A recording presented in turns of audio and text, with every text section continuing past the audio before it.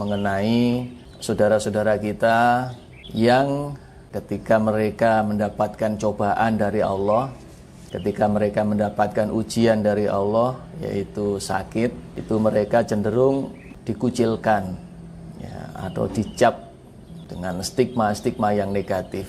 Saya ingin mengambil satu hadis. Hadis ini dari Aisyah. Sa'altu Rasulullah sallallahu alaihi wasallam anit ta'un fa akhbaraha Nabiyullah sallallahu alaihi wasallam. Pada suatu hari aku bertanya kepada Rasulullah sallallahu alaihi wasallam tentang ta'un. Ta'un itu wabah. Kemudian Rasulullah sallallahu alaihi wasallam menjawab, "Innahu kana 'adzaban yab'atsahu Allahu 'ala may yasha." Sesungguhnya wabah itu adalah azab atau siksa yang Allah utus kepada orang-orang yang Allah kehendaki. Ini maksudnya kepada orang-orang yang menentang kepada Allah. Faja'alahu Allahu rahmatan lil mu'minin.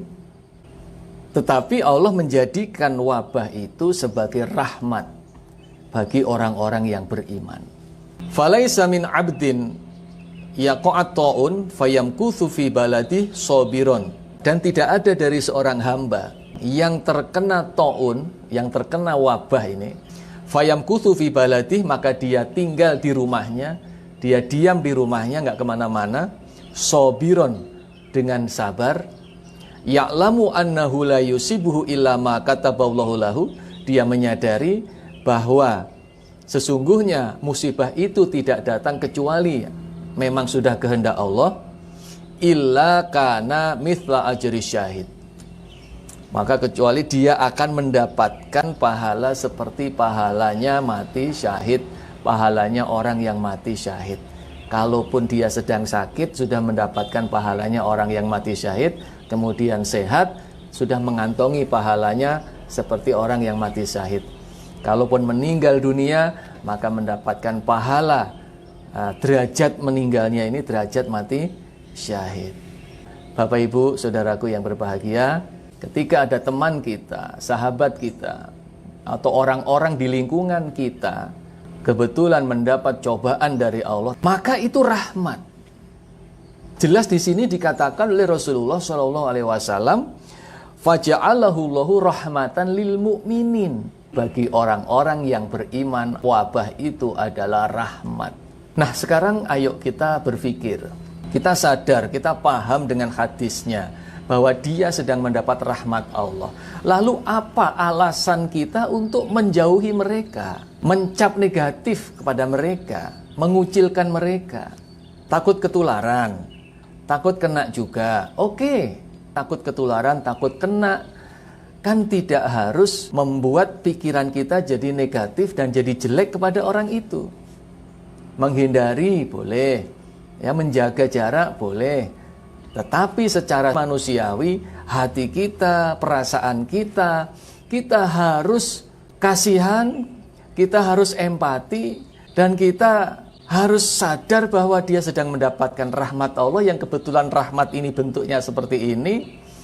Maka bagaimana caranya supaya yang terkena ini punya semangat, moralnya juga tidak jatuh, tidak merasa dikucilkan, tidak merasa dianggap aneh, tidak dianggap menjadi pembawa penyakit di kampungnya dan sebagainya, yang selama ini cenderung terjadi di masyarakat. Bapak Ibulah nanti yang akan memberikan edukasi-edukasi kepada masyarakat, maupun kepada yang sakit, maupun kepada keluarganya yang sakit. Kepada yang sakit dan keluarganya, kita besarkan hatinya, ya. Kita berikan support, jangan patah semangat, jangan kecil hati. Ini kamu sedang mendapatkan rahmat dari Allah. Kamu sedang disayang oleh Allah. Kamu harus sabar menjalani. Sebab kalau sabar menjalani dan akhirnya Allah memberikan sehat, maka lulus mendapatkan pahala yang sederajat dengan pahalanya orang yang mati syahid. Andai kata ditakdirkan oleh Allah meninggal dunia, maka meninggal dunianya dalam keadaan mati syahid. Kadang-kadang Bapak Ibu Saudaraku yang ada anggota keluarganya meninggal dunia, itu kadang-kadang sedihnya berbeda dengan ketika kena sakit biasa, Bapak Ibu. Itu kesedihannya berlipat-lipat.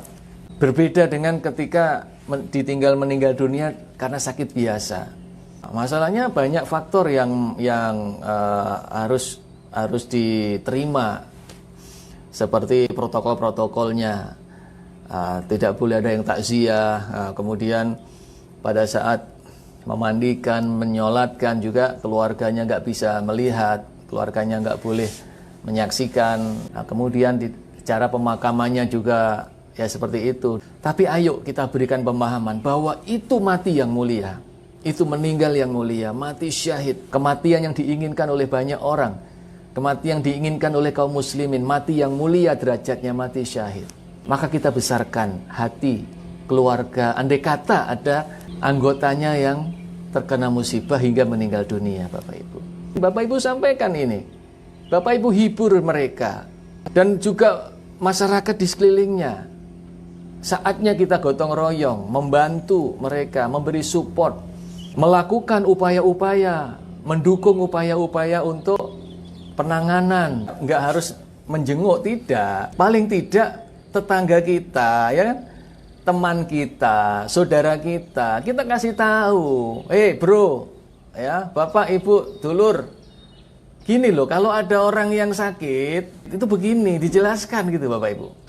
Nggak langsung kepada yang sakit, saya percaya dan saya yakin nggak mungkin kita berani istilahnya, walaupun semua sakit itu Allah yang memberi. Tapi kita juga harus hati-hati, kita nggak akan mendekati mereka. Tetapi secara moral kita bantu mereka. Tetangga-tetangga kita, teman-teman kita, sahabat-sahabat kita yang lain, agar tidak mengucilkan yang sakit. Atau ketika kita ada kesempatan telepon kepada yang sakit atau keluarganya, kita telepon, kita berikan support. Insya Allah kebaikan Bapak Ibu dibalas oleh Allah dengan kebaikan-kebaikan yang tak terhingga. Mudah-mudahan kita menjadi hamba-hamba Allah yang selalu menebarkan kebaikan kepada orang lain.